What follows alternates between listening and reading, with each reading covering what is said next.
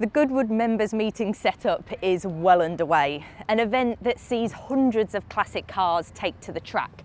But away from all the chaos, we've got this lovely hidden away space to take a look at an ultimate classic car.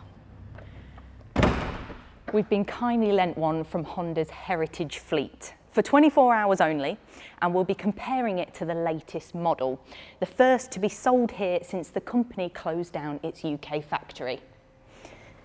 It's the Honda Civic Type R.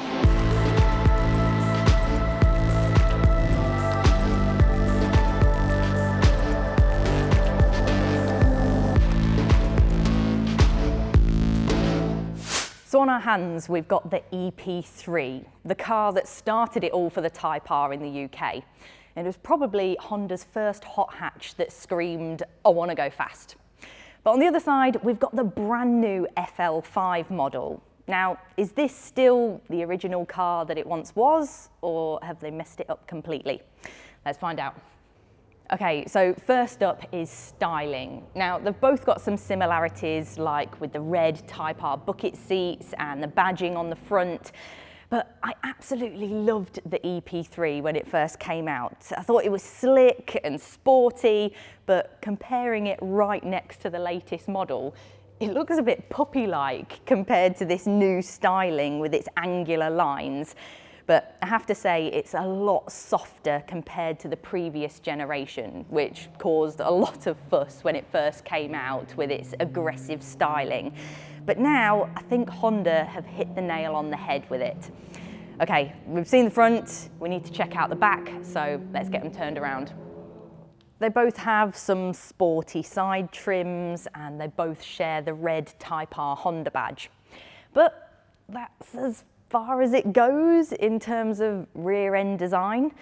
The most obvious feature that some people may argue looks like it's just been stuck on is the rear wing. But if you look closely, it is more sculpted than in previous models. So on closer inspection, it does look like it's actually doing something. And personally, I really like this feature. The designers have definitely branched out when it comes to rear end design. So I wonder if there's any more similarities in the interior. Oh, this is bringing back so many memories. So my mum had one of these when I was about 10 years old, so I would have spent most of the time in the back rather than at the front. But sitting in the driver's seat, it doesn't seem to have aged that much. I mean, there's a CD player, but I quite like the old-fashioned needles, and the dash-mounted gear knob is bringing back so much nostalgia. Let's fast forward about 20 years. It would be nice to see some of these similarities in the new model, but let's go and see if Honda have done it. Oh, hello Honda. Well, this is definitely nice in here. I love that they've kept the red, but upgraded to the Alcantara, and the way it hugs you is a massive tick. Okay, so looking at the dash, Honda are definitely bang up to date. It's got things like the wireless charging, LED screens, but I love that they've kept things like the short throw machined gear knob, and there's just little hints like the red that throw back to the older model. So far, I'm really impressed with both models inside and out, but how do they drive?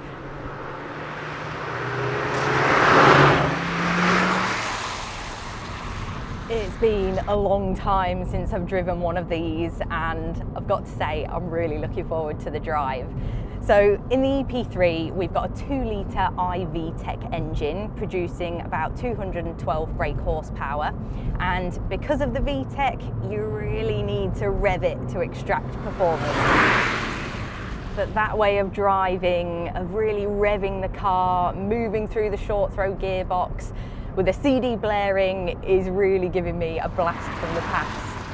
So many modern cars now have a laid-back feel, but this does feel like it wants to be driven, and you kind of have to drive it because there's quite a bit of torque steer, especially higher in the rev range. The power delivery has been tweaked slightly in the new model rather than a massive overhaul, so I'm really intrigued to see how the FL5 drives compared to this little beast.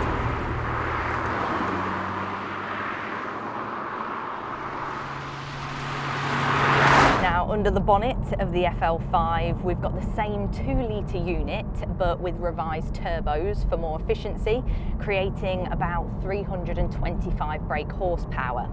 And there's a lot more torque now in the mid-range rather than everything being at the top. It still revs high, but you haven't got to work the revs to get the maximum performance. It seems to break traction quite easily, and you get a little bit of torque steer, but not too much. The front end is sharp, but I like how the steering communicates really nicely to you. It's got a nice weight to it. Even the Alcantara on the steering wheel adds that lovely bit of touch. Now, obviously, with a modern car, you get all the mod cons. So I'm going to click it into Plus R mode, which obviously you don't get in the EP3. And the suspension stiffens up significantly.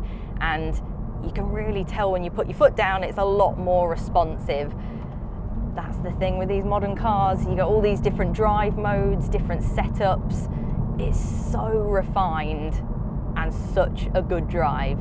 You could definitely pop to the shops to this or go for a longer drive. Having driven both now, I'd say that the torque steer is probably what's similar about both cars. When you put your foot down and you want to get going, yeah, I've got to fight the car a bit.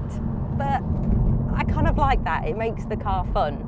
But in terms of differences, you really notice the lower down torque in the new model. It's brilliant for accelerating, and you just get that bit more responsiveness lower down in the revs.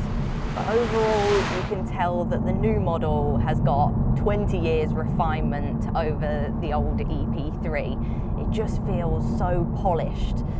Honda could have easily made this a 4-wheel drive car like a load of other hot hatches on the market, but they've kept with the tradition of the Type R in keeping it front-wheel drive, and I think they're on to a winner.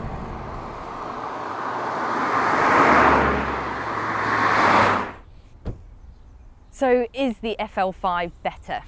Is it true to the Type R ethos? In my opinion, yes. This car is turbocharged and it still retains strong elements of the Type R's history.